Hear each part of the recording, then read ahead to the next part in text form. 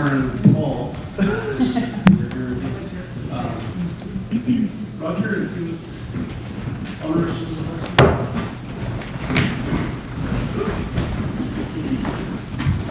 Let's go to the Lord in prayer. Lord, make us an instrument of peace. Father, where there's hatred, let us sow love. Where there's injury, pardon. Where there's doubt, faith. Where there is despair, hope. Where there's darkness, let us be light. Where there's sadness, joy. Father, grant that we not so much seek to be consoled as to console, to be understood as to understand, to be loved as to love. For it is in the giving we receive. It is in the pardoning that we are pardoned, and it is in the dying that we are born to eternal life. All this we ask through your Son, Jesus Christ. Amen. I pledge Allegiance to the flag of the United States of America and to the republic for which it stands, one nation, under God, indivisible, with liberty and justice for all.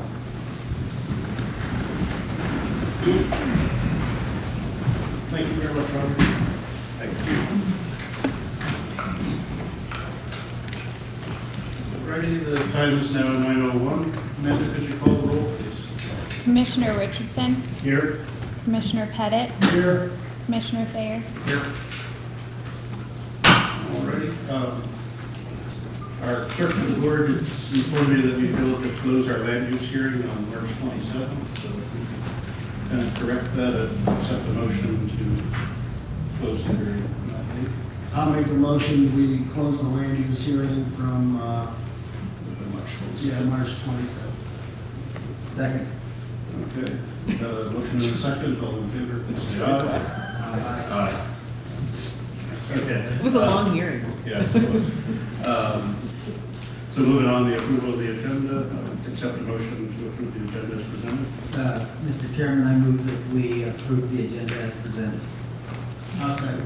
Okay, we have a motion and a second to approve the agenda as presented. All in favor, please say aye. Aye. Aye. Motion carries. Okay, consent agenda. Accept the motion. I'll move that we approve the consent agenda as presented. Second. Okay, we have a motion and a second to accept the consent agenda. All in favor, please say aye. Aye. Aye. Motion carries. All right, elected officials, department head, staff reports. So, we got it. Thank you, Mr. Chair. Eileen Kraut, Deputy County Manager. I just Sam and I wanted to give you an update on our ongoing project relating to comprehensive facilities assessment for the county. As you know, one of your priorities has been to take a look at the facilities that the county owns and that are the workplaces for all of the county departments. And there's been a few studies, recently the jail study that you looked at that was completed last year and that you've looked at earlier this year is a part of it. There have been some other projects afoot relating to some other facilities, but we have issued a request for proposals. Late last month, March 21st, we issued a request for proposals. It's out on BidNet Direct, the online Rocky Mountain e-purchasing system, for a consultant to work with county staff to do a comprehensive facilities assessment. So what that would entail is looking at each of the buildings or other kinds of facilities that the county owns, taking a look at their condition and the occupancy, who's working there, what kind of work they do. Looking at all the systems associated with those buildings, heating and ventilation, electrical, plumbing, IT infrastructure, which is obviously very important these days and wasn't necessarily important when buildings like this one that we're in right now were built over 100 years ago. And then also looking at the projected growth of county staff. As you all know, the county is projected to be the fastest growing county in Colorado. the sort of medium-term future. And so we need to do some planning for where all of those employees will work, where they'll be housed, with a focus on both health and safety, making sure the facilities that they're working in are safe, but also making sure that we're making good financial decisions relating to those capital investments. And so the outcome of this study will be a report, probably towards the fall or maybe the end of this year, that will make recommendations on a lot of different areas, not only in terms of renovating existing facilities or building new facilities if that's appropriate, but also options in terms of financing those projects, recommendations in terms of investment in ongoing maintenance so we don't have any of the deferred maintenance issues that we currently are facing in some of our existing facilities. And just really a plan that will take us into the future to make sure that we're making good decisions in this area. As I mentioned, the RFP was issued late last month. As of this morning, we've got 114 document takers, so there's some significant interest in it. We have scheduled a pre-proposal meeting on Thursday the 18th, which is a week from tomorrow. And we have about 6 or 8 firms that have RSVP'd to that. We probably won't have time to tour all of the facilities, but we'll at least allow the potential proposers to take a look at this building and maybe the Road and Bridge Shop and a trip over the fairgrounds, just to get an idea of what we're facing. Questions from proposers are due on April 25th, and the deadline is May 14th. So shortly after that, we'll convene our evaluation committee to take a look at those proposals and hopefully be able to move into contract negotiations with a selected firm sometime in June. So that's kind of where we stand.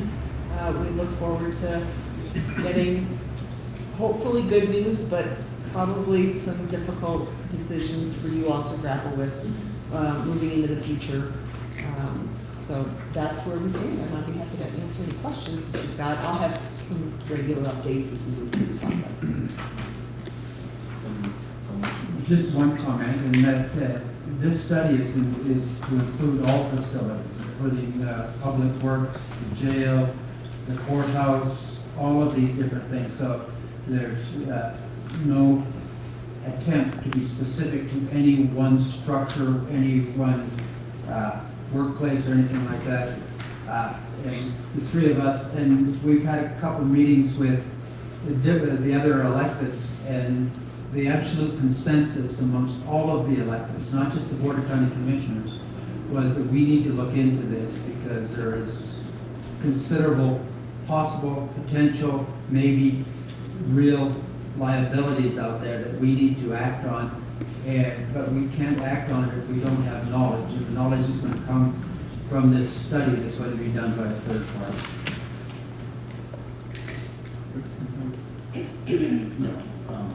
One, thank you. It's very comprehensive. I think I saw it in the RFP for the coroner facilities specifically. I know what we have was kind of a one-off thing, so that we get some thoughts on what would be right in the future. That's really interesting. Yes, absolutely. Yes, our coroner's facility is unusual, and we'll be looking to the consultant to give us some recommendations about what other counties our size, other local governments, what they have for similar facilities in other jurisdictions, so that we can kind of benchmark and figure out where we should be at. The list also includes, obviously, the fairgrounds, which has got a number of structures and a fairly significant amount of grounds, and then sort of strange one-off facilities like the communications towers facilities that we have here in Kiowa and elsewhere. And so the list of parcels and facilities is long. The number of buildings that we have where employees are working on a day-to-day basis is not very long, but there's a lot of other things that the county owns, and we'll include all of that in this study.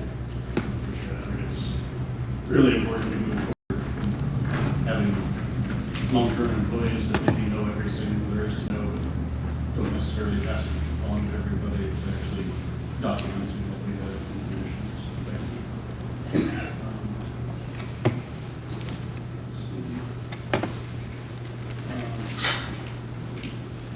Tim, do you want to talk a little about storm prep? Absolutely.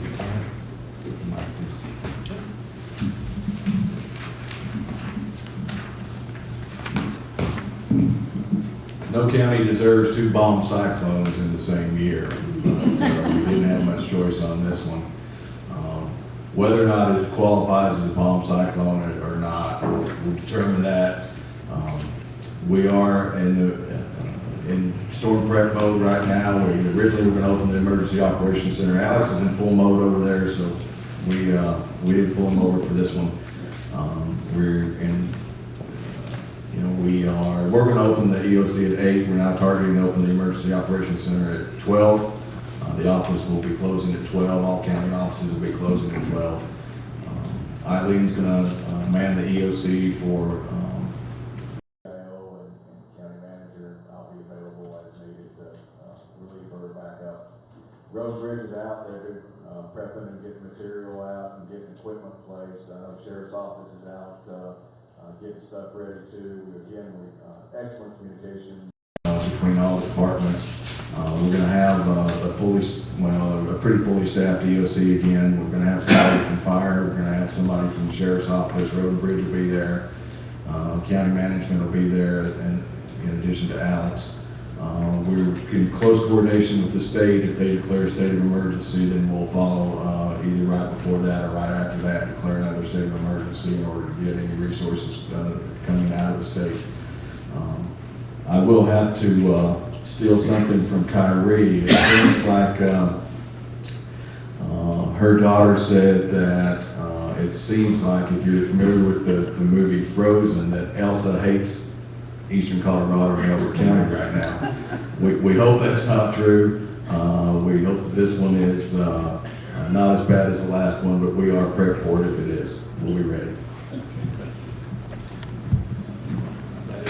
And I know Peter from Oregon. Bart, we looked a little bit, kind of changing topics on what the county had in place, at least ordinance resolution was on animal control.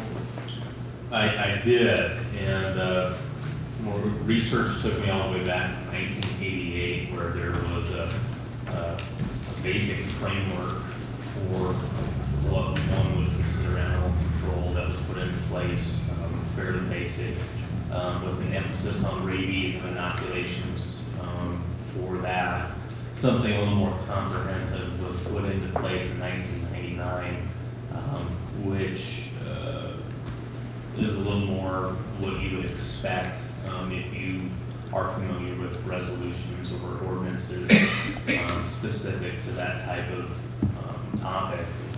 But in 2015,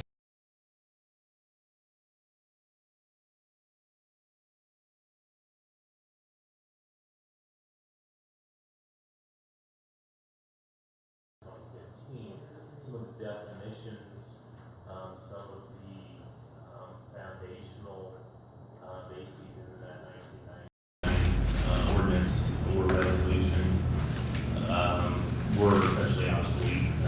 Definitions had changed. So there was a resolution that was put into place that rescinded those previous animal control resolutions. There still are some state and in some cases federal requirements, and of course people are going to need to make sure they're complying with those requirements. But that's essentially the state of where we are at as a county right now regarding those regulations. So, at least from a regulatory point of view in the county, we're kind of at step one again. Pardon? We're kind of at step one. Within the county. That's correct. I will be continuing to look into the issue. probably talking to several stakeholders about what makes the most sense for Elbert County, proposing a framework, and then much like the other ordinances and resolutions that I've drafted in the past, I will try to put something together and be bringing that in front of this board with a recommendation. So. No, it's, of course, I think everybody in this room knows what's kind of brought this back to the forefront is that there's a dog or two that are out there that are doing some unkind things to people's animals. And I don't know, I hope the sheriff will make a note to us and tell us what the status of that is, but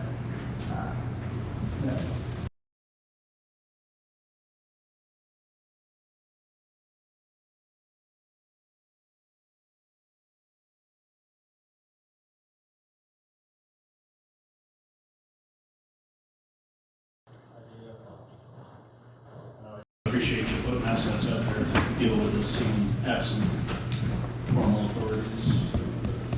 Linda Krauser from Sun Country Meadows, 44683 Lariat Trail. Yes, we've had a lot of heartaches out there. I being one. I'm glad that Bart brought this up today. I'm very glad. And when you talked about Elbert County growing, we're growing, and I will add to that the people that are moving in, I feel are moving in from the city, moving in from areas that they think that they can come out and just let their animals run, and that is not the case. I know that it's keep your animals out of our property. We're supposed to fence. We are doing that, but these animals came over the fence, through the fence, etc. With that being said, I'm here to commend with Sheriff Norton. He came out to our HOA meeting with Under Sheriff Fisher and with Cass, our fire chief, and he can tell you more, but I'm telling you, they put everybody's mind at ease. We had a full house Monday night, which is really unusual. And what I heard was that they're glad that we're doing it on Monday night rather than Tuesday night. And you know, changing a date, I guess changing things up, people get excited because they want change right now. The change that we do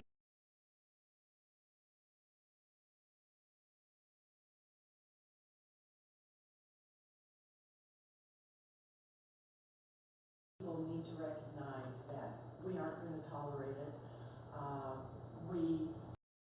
We have open carry out there. I know people have concealed carry. People are following the rules that if somebody comes into your property, those animals, and had I seen that when I walked out to Wednesday morning, my 357 would have blown somebody apart, and it would have been four-legged critters. And I'm an animal lover from way back. I mean, it destroys me.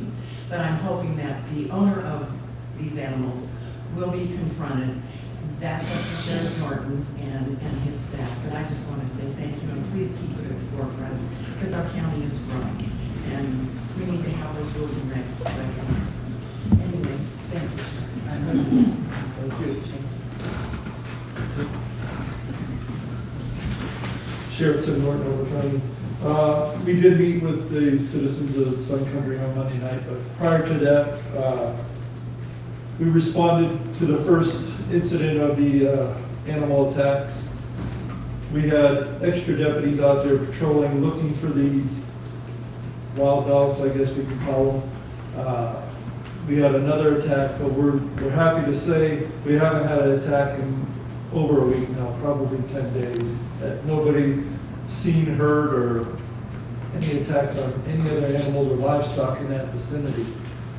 Which leads us to believe a couple things could have happened. The owner of the dogs took care of it themselves and disposed of their animals. They dumped them somewhere else, but we have had no other calls throughout the county on this type of a behavior from any animals. Or they're still being hidden out inside somebody's house. We advertised the tip line, the tip email address, and we have received no information on these dogs. We put extra patrols out there along with the fire department has also been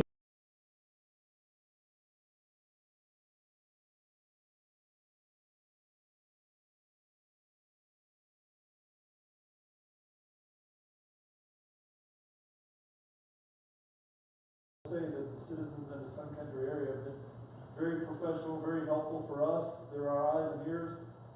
When we're not out there, we're on other calls, then we come back to the area. So we're not just driving. But as of right now, we have not received any other phone calls or any information on these dogs. But for the, and I'm getting bombarded with the animal control issues as well. My staff, just so you all know, we're receiving calls almost on a daily basis or an email saying we need the animal control back. What are you going to do about the animal control? So I tell the people that we're doing the best we can with what we have on the animal control portion, and that we're working together as a county to come up with a resolution on how we are going to proceed in the future with this problem. As Linda said, the county is going to grow. People are bringing more animals out to here, out to the county, and some of them just think that you live in the county, you can let your dogs just run free. Well, that's where we run into problems. And with the livestock and people, it's their livelihood, I understand that, and they're going to take matters in their own hands, and I'm just afraid it might escalate a little bit more from that point on. So I'm in favor of all the things that we can do to get the resolutions back on board and for the animal control to be looked at. It's unfortunate, but the timing does work as we roll into planning for 2020. We got time to do this right. Right structure in place. Absolutely. Actually, just 1 second. Is there any other staff reports on any other subject? If not, I'll open it for public comment. Marlene Groves, 33, 300 Ridge Road. I want to talk on the animal control and more as a American Kennel Club public education coordinator. I know that anybody who's a responsible dog owner is very concerned about what's happening there. As someone that doesn't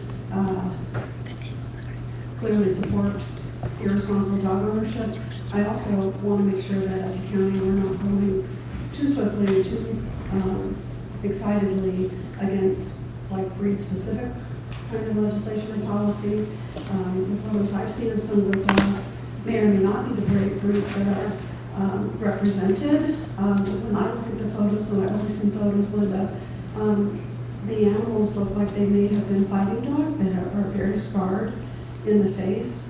So they may not actually be someone that lives in our county. They may have been, unfortunately, dogs that somebody dropped in our county, which I'm sure everybody understands that can happen. So, Bart, if you need some help on the dog side of things, I'd be happy to chat with you as well and put you in contact with some other people just so that we don't go crazy with the regs on that.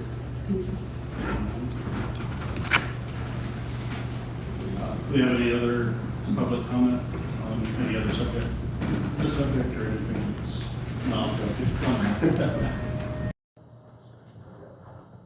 some materials, like a couple pages that is it appropriate? Oh, okay. Issues come up for you guys, and just send a letter around to kind of I can get additional copies if anybody might need any.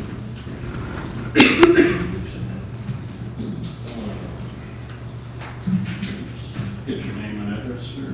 Yes, my name is Ed Ingby. My address is 6406 South Piccadilly Street in Centennial, so I'm not a Butler County resident, but I have been operating and doing business in your guys' county for, over 25 years and very actively over the last 20 years. I own and operate a company called Renegade Oil and Gas Company.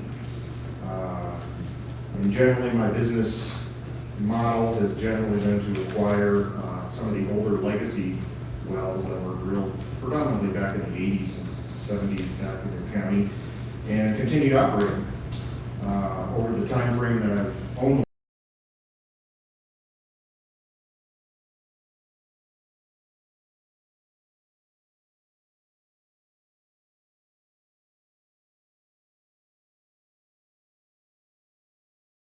Bring awareness of you may or may not have heard of anything, but there's a gas gathering system kind of in the northern part of the county. It actually extends all the way up to DIA and all the way out to Leader, Byers, northeast Byers, and this whole general area, Adams, Arapahoe, Northern Elder, that was initially built to support the legacy production when all that stuff was drilled, which has been now shut down. It was announced for shutdown in 2017, May 2017, and physically shut down in May of 2018. The result of that is you've got a lot of wells out there that used to contribute to a lot of business and a lot of income and jobs and all that kind of thing that right now do not have any option to try to remain on production. It's a monopoly gathering system. There is really, at this point, no alternatives as mandated by the state and other things. These wells now are predominantly shut down. I am producing, and specifically in Elder County, maybe a few more than other places, but I'm just combusting the gas. The gas is just being burnt for no beneficial use or purpose, except we need to do something with it to be able to produce some of the oil production. But there are several wells that are completely shut down and not generating anything. A couple interesting tidbits with regard to this in Anadarko. Anadarko has made no attempt to even try to solicit bids or fix the system or entertain from producers. What can we do here? Renegotiate contracts to provide additional capital to do the upgrades. I know producers are interested in doing that. I know several parties, several other gas gathering companies we brought to them to try to see if they'd be interested in purchasing it and doing the upgrades.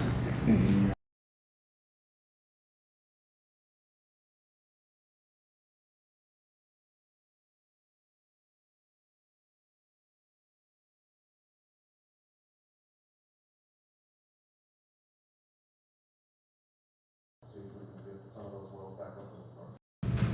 That sounds like a deeper subject in 3 minutes. Yeah, it was, but somebody suggested that I No, start doing a local circuit, so that's what I'm doing. I'd like to ask you a couple of questions. Sure, if I may. fine. The oil and gas industry fed my kids and educated them too, so Okay. I spent most of my life doing that kind of stuff. Do these wells have a fairly significant GOR? Some do, some don't. They're variable. Depends on where I'm at on the system. Now, the wells in Elder County tend to be a little bit more oilier and gassier, and that's why I'm able to retain some of those up on production. But I do have at least 6 or 8 wells, I think, in Elder County that are totally shut down right now. Probably more than that, more like 10, 12. But as you go up toward the airport, I own and operate through my business. I've had it for 35 years. I probably have accumulated almost 200 wells over that period. 150 of them or so are on This gas system doesn't cover all of those wells, does it? About 150 of them do. The magnitude of the shutdown is estimated between 400 to 600 wells. Nobody actually has a great. Do you think that the reason that they're abandoning this, so to speak, is because of that deal that happened up north there? Where The they blew Firestone up- issue? Yeah, where they blew up a house or something? They've told us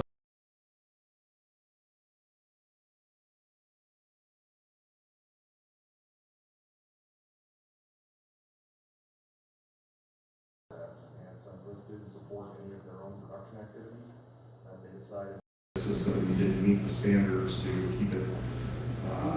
When we were, pardon? I was going to say, if you're joining the bill for viewers. Yeah, you're welcome to talk to me anyway, I'll bore you to death, No, but. I'm very much. The only thing is, we did a little bit of research when GMT who made those spacing units up there in the northwest corner. It looked like this, the gas gathering system was going to be important because the state's pretty stringent about flaring gas anymore. Right, and I believe, at least for the exploratory part of what they were doing up there in the horizontal development, because I'm involved in Arapahoe County just across there on the mountain range.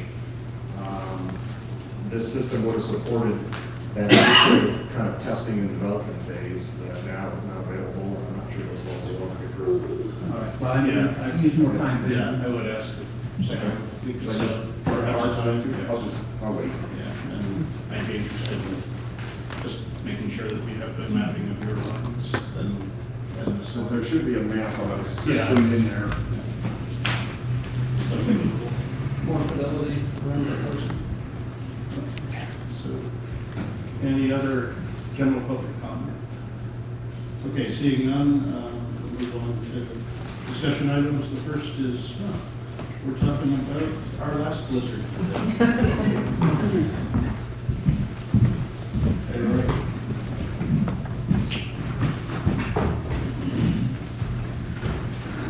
Commissioner Gordell, Director of Public Works, intended to bring some of the road bridge staff here. Where are they? Where's the board? We're preparing for the next. And just for a little tidbit of information, everybody's seen this picture? So, exactly. The new eye, and it's not as well formed as this one, is a whole Nebraska. We got hammered on the last one, so. I wanted to provide you Information related to the storm, and depending upon how this one goes, I'll be back in 2 weeks to do that one. This storm registered the lowest barometric pressure reading in Colorado history. reached category 2 hurricane strength. The strongest wind gusts within the county were 70 miles per hour. On average, the depth of the snow was 10 inches. We had drifts that were well over 20 feet. Storm hit Elbert County approximately 10 a.m. Wednesday, March 13th. Nearly all the crew members, even those that were scheduled to begin their shifts, were in Kiowa and ready to go. We deployed the snowplows immediately. Obviously didn't have a whole lot of effect, but the guys were working. Primarily focused efforts on assisting first responders, fire, law enforcement with rescues. Motor graders were deployed on Thursday once the wind subsided and the snow stopped. 2 local companies were contracted to assist with loaders, which was a huge benefit. All road and bridge snow removal operations on the roadways were completed by 4 p.m. on Tuesday, March 19th. And we still had a few things that needed to be taken care of. We had, I believe it was 5 or 6 trucks that were broken down, so thankfully we didn't have a follow-up storm after that. This next one's a lovely picture. These are the assists that we either self-initiated, road and bridge, or assisted with the different fire districts. All said and done, the road and bridge assisted with 18 rescues.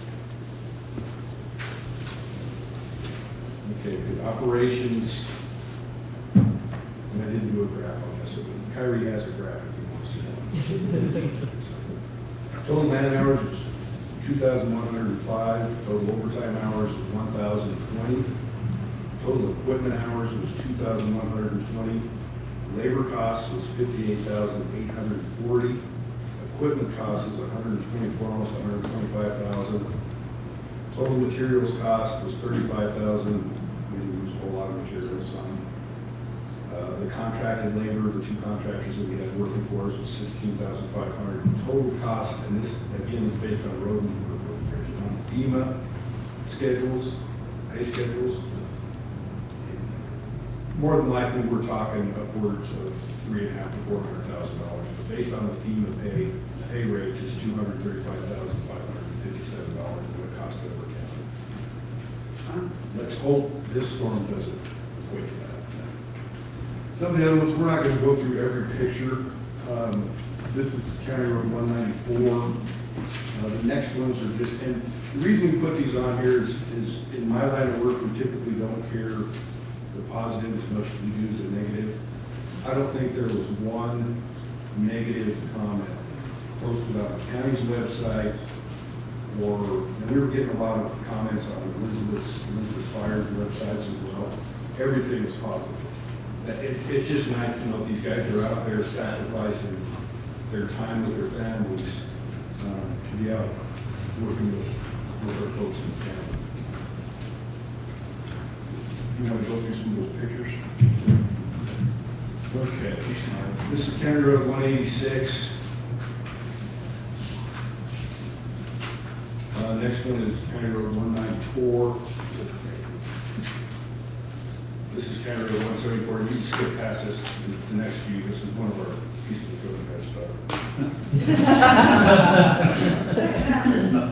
This is County Road 166. That's the next one. Why did we put so many of those in there? Because that was the magnitude of the storm. And because you don't like standing up there. No, I know. If you could, while the loader is here, one of the contracted loaders kind of discovered a vehicle up there. Yeah, It was 106 east of Elbert, down getting into the basin. who was that? Oz? It was Hass, yeah. He was plowing away. I would assume the snow was at least 15 foot deep.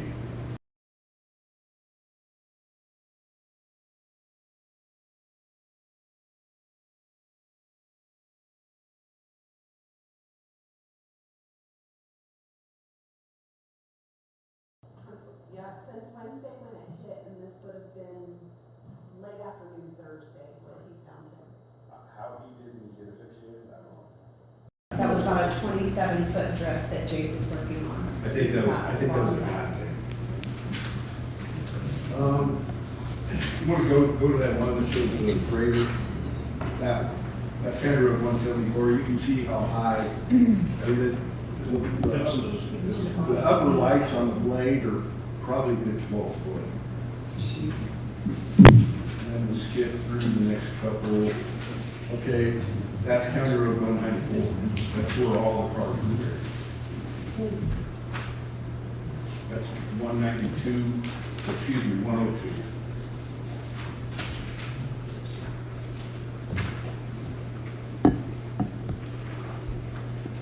That one is County Road 13.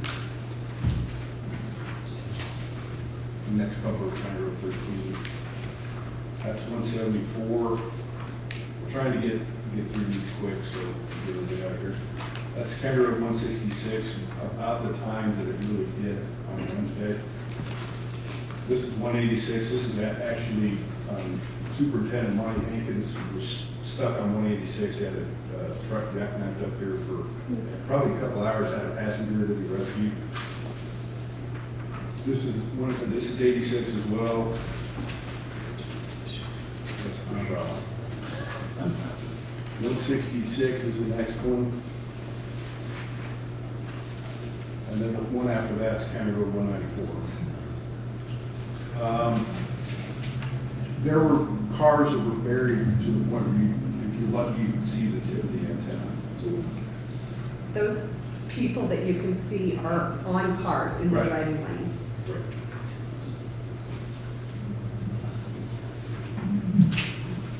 That's good. This will be available on the website if anybody wants to see the pictures.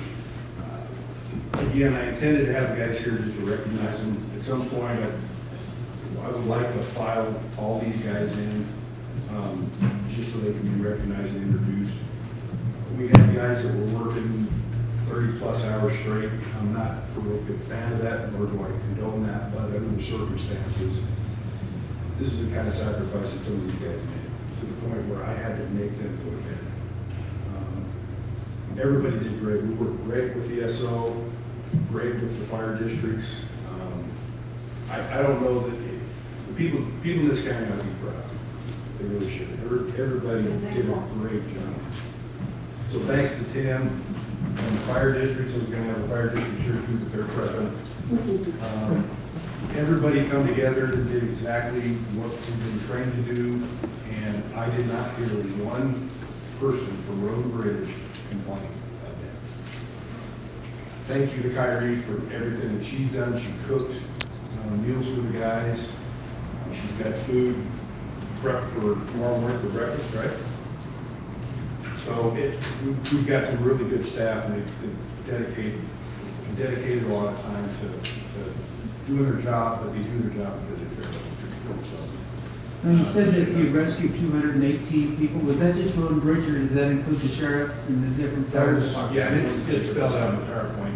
Self-initiated from Road and Bridge was 17, but it was assist with the sheriff's department and all the others. Most of the rescues were gonna be in Rattlesnake or Elizabeth fire districts. So, do you want to? I just wanted to piggyback on Rory real fast. To Martinville County Sheriff. These guys helped us with our job, helped us it made it so much easier to get to these rescues when we could. I mean, myself was trying to rescue people on 86, and Rory, can you give me a blade? I'll follow the blade out, and when the blade slides off the road, we knew it was bad. So Sheriff's Department, we put in those 48 hours, we had 324-hour man hours for that storm. Hopefully we're not here today for the same thing, but we're prepared for it. We adjusted everybody's schedule, so we have manpower for all parts of the county staged for when this happens, and we'll be in the OEM with Rory and everybody else. And my hat's off to you and your staff. You did an excellent job, and I think overall as a county, we did an excellent job for this, and no fatalities. So I'll add one thing to it before Commissioner, and that is that the picture of the road, the blade getting stuck there's a lot of story there. And the sheriff mentioned this, Sheriff Norton mentioned this. Our road and bridge guys escort and break trail for fire department and for the sheriff's office on these rescues. And there was great coordination through the EOC and by radio to get these rescues coordinated. I did not realize how dependent we are upon that in order to save lives, but it's given me a fresh insight into that. And they did a nice job. All I want to do is thank you all. Because you did it, and you couldn't have done it without you. I agree, you know, I've been on some of those calls, 15 years ago, and it's not fun, but we get the job done, so thanks for everything. I'd echo that. Again, generally not a county that has a big love for government, but there's some things that, as self-reliant as we are out here, we can't do ourselves as individuals or as neighbors. And having a team like that can come together is really important. I had asked the staff kind of during the storm, in the aftermath, if we can put together, at some point here, just at the fairgrounds, kind of a potluck, invite the community. I mean, we got heroes within the county, the fire districts, the local law enforcement folks, and some rescues from some pretty, gutsy neighbors out there that were rolling with pickup trucks and tractors to get to people that we couldn't. And I think that's something that's worthy of celebrating as a county, as a community. So, in my mind, we would have put it together sooner, and it probably would have wound up being tonight when we have to. Eileen was wise enough to say we probably ought to wait until probably into May to make sure the snow is gone. Even that's sometimes risky. But I would ask for both the sheriff and public works and those that were involved in the county. There was a portion of the time that we had declared an emergency, so where we have overtime costs, equipment costs, fuel, contract rentals, let's look at the contingency funds we set aside and use those for what they're intended to, so we don't cut into the operations monies that we've allocated for the year. It's tremendous work done. We still got to do regular maintenance. I know there were lots of positive comments throughout, and they were well generated, and we kind of talked that in a few days when it starts to melt, we're going to start hearing about that, and we put the roads back together pretty well with limited time before the storm. So thank you for everything there, but I would ask probably the next, not the next meeting, maybe after that we look at potentially what we might need to appropriate from contingency funds to backfill that. So, Any public comment on this? Thank you much. IT project plan. Oh, sorry. Supplemental appropriation resolution comments. Thank you, Rory. Be safe. So, as we do every time after the accounting firm and the auditors come through, is we take a look at where we need to reappropriate money based on the 2018 actual spends. So we're at the point of getting ready to do this.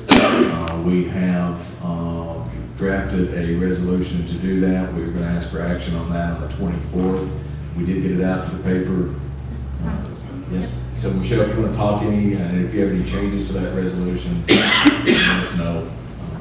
Appreciate it.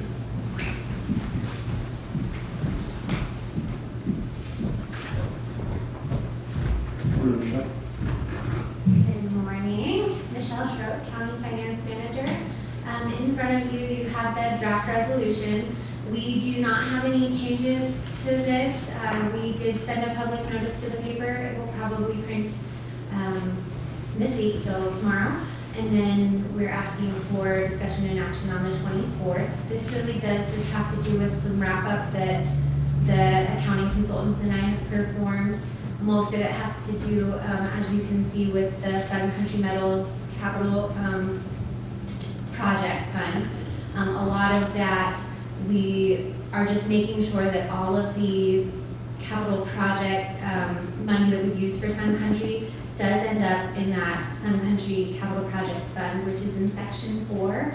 So there were some items that were within the general fund, road and bridge and sales and use tax, that we just want to combine and make sure for your perspective and the public the true cost of the total Sun Country project.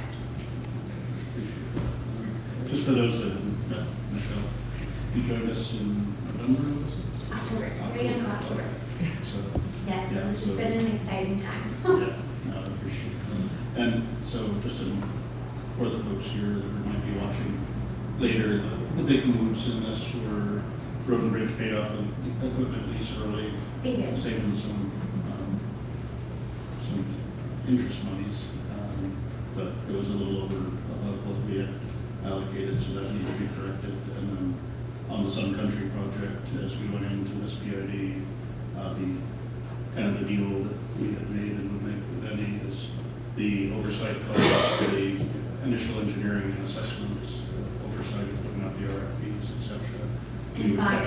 We would capture at the county level, and so those were paid out of county specific appropriations initially. We're now moving those monies to account for one of the total project costs, and going forward we have one place where the total project costs are, doesn't reflect additional costs, they're just where we're recognizing. Correct, and one of the things, just to comply with the Government Accounting Standards Board, is that we're breaking out Sun Country into 2 different funds. So you do have a debt service fund as well as a capital projects fund. So we just have to separate those out, and the debt service fund will continue until all of that debt is paid off, and capital construction fund will eventually go away once all of the capital pieces are complete, which should happen in 2019. There were a few items left based on not being able to do it in the winter. There's some planting and landscaping items that still are part of that contract that have not been finished out and won't be finished out probably until late spring, early summer. We thought maybe the weather would be better in April. Yeah. Whenever spring shows up. Thank you. No, they just kind of, on your comment there, these were not unintended expenses. All we're doing is getting them in the proper column. Correct. So that they didn't meet government standards. No, I don't have any comments. Just standard procedures. Thank you. Thank you, Michelle. Any public comment? Seeing none, just a quick update on the IT project plans. Absolutely, Commissioners. This was on the agenda a couple of weeks ago, just an update. We filled in some milestone dates at the tail end of this. We are getting ready to kick off this project. I kind of like the way as we start tackling some of these big projects, that we do have a project plan in place, and we do have deliverables and expectations and milestones and kind of a plan of attack to do that. Just like Eileen went through with facilities, we've now done this with IT. I think you'll see more of this type of project plan coming forward. But again, as you notice, we are focusing on infrastructure, whether it's facilities or IT and some of that, and staffing and HR and those type of things. So no real updates on this, just as this is more for information only. And we will get started on that IT project plan and take a look at internal, external, and where we need to go. And Jen is at a professional development session this week, if she'll be here. Thanks. Do we have any questions or comments? Are there any public comment? It's going to be work in progress, so hearing a lot of it. Yes, sir, we'll get regular updates. Eileen and I will compete for your time as far as facilities and IT project plan updates. Well, thank you much. Speaking of Eileen, I guess the next item we have is a proposed employee referral program policy. Yes, again, Eileen Krause, Deputy County Manager.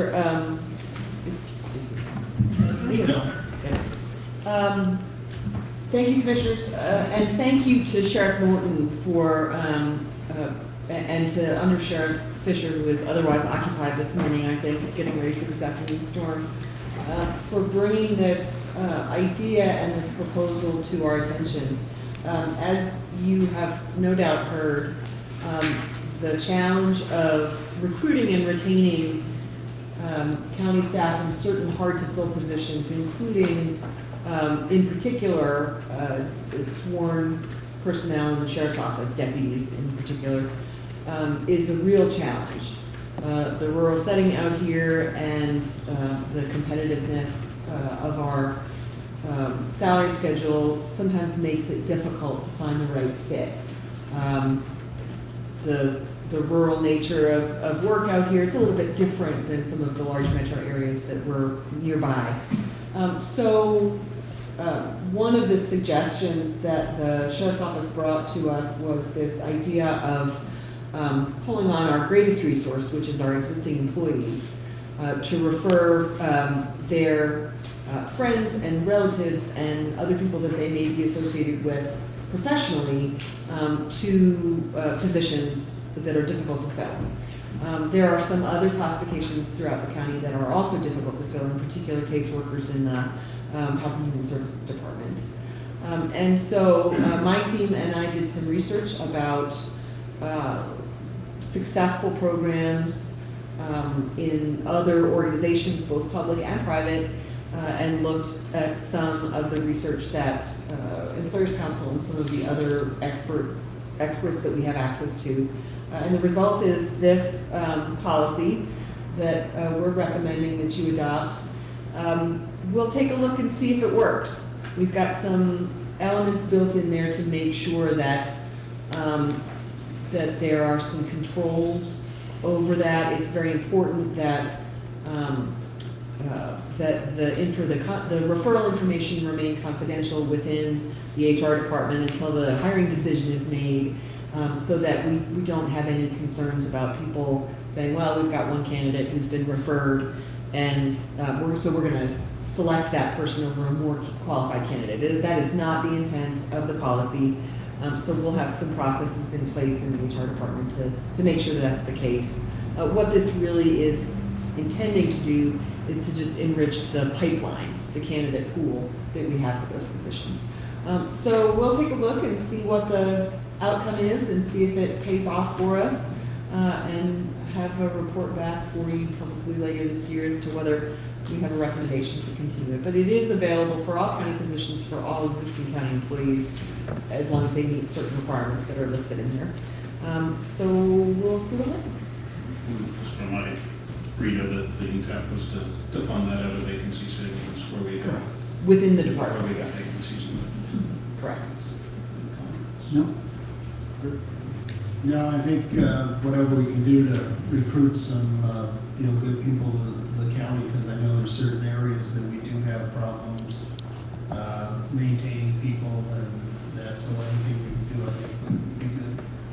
And this is only, I agree, this is only one element of some other strategies that we're developing to make sure that we stay on top of that, those challenges. But I think this will be important. Any public comment on this one? Sherry, I mean, I know we talked deputies, caseworkers, is another, but we've got a constant insurance. Okay, I don't see any public comment.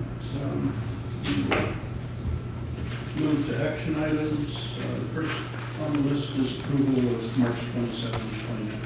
Mr. Chairman, I move we approve the March 27th, 2019 minutes as presented and dispense with the